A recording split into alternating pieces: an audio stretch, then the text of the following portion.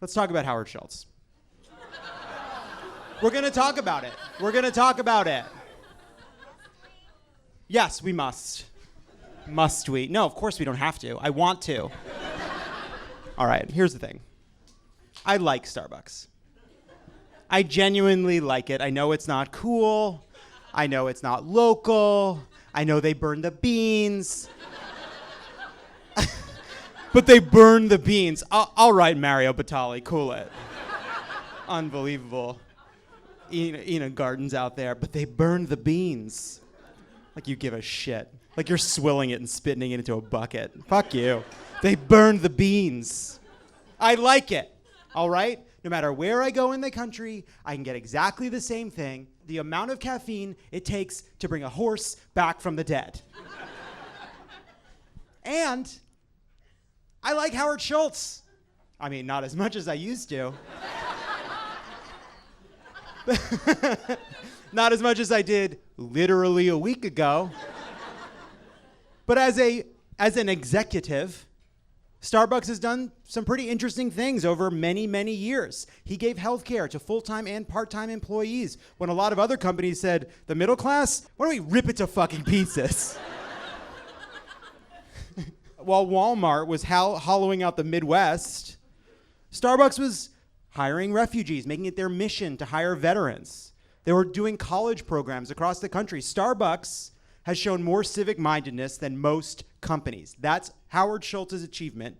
That's part of his case, a legitimate case for him to be president, for him to mount a campaign. The thing is, the only place for him to mount that campaign is in the Democratic primaries. And for him to decide to take his ball and go home is fucking disgusting.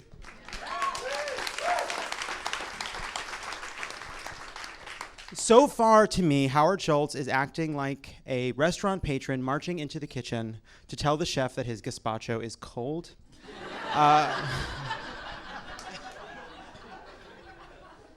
He launched his campaign by saying that we need a positive kind of politics, the end of revenge politics, to bring us together. And what is his positive form of politics to bring people together? It is calling Democratic healthcare proposals un-American. It's attacking Elizabeth Warren and Kamala Harris. And it's having, as far as I can tell, not a single positive policy proposal or even anything of kind of an argument for why he ought to be president. He has been doing press for a week now, and I have not heard a substantive argument. Have anyone in this room heard a substantive argument from Howard Schultz as to why he ought to be president? It stands in such contrast to what the other Democrats have been doing. And I mean across the political spectrum. Howard Schultz is out there saying there's no room for him in the Democratic primary, yet his argument and Michael Bloomberg's argument are virtually indistinguishable. But Michael Bloomberg, by the way, Howard Schultz is making Michael Bloomberg look like a fucking saint.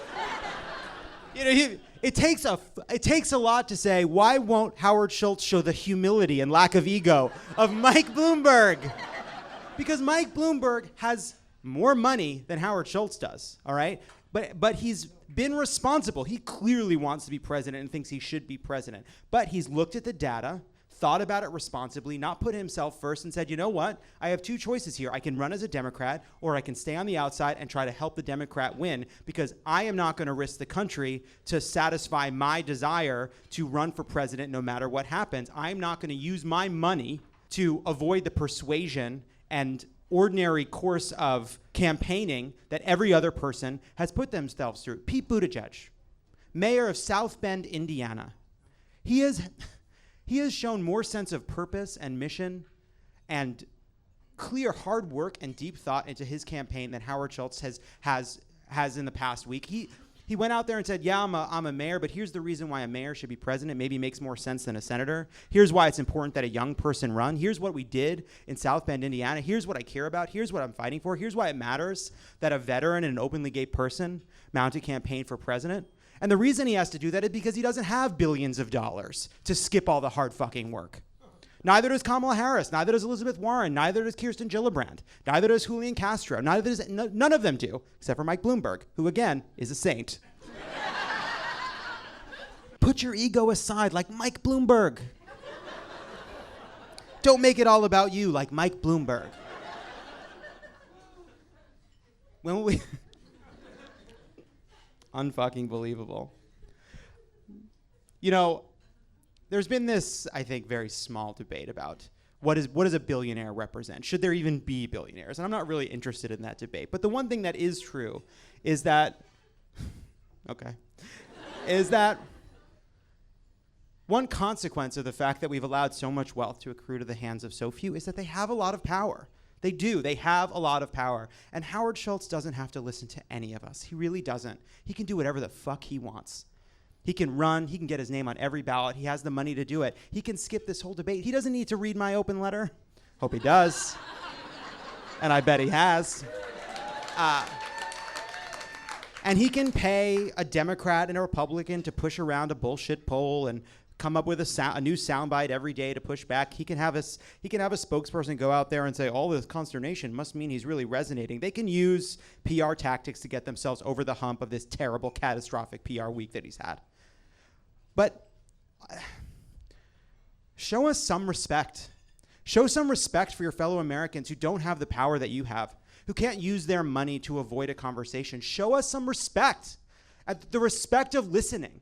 You claim you care. You claim you're doing this for some silent majority, and the only policy you've come out against is one supported by a majority of Democrats, Republicans, and independents, which is higher taxes on the wealthy. You claim you're doing this because you love this country, but you're not doing anything to show us that you care what anyone in this country thinks. And so, I don't know how you convince someone who doesn't need to listen. I don't know, but I like Starbucks. I have it most mornings. I will, in all likelihood, continue to do so.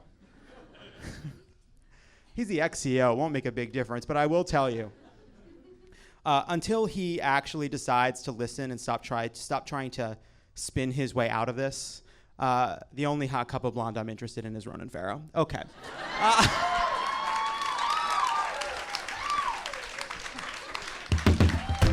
Shut up.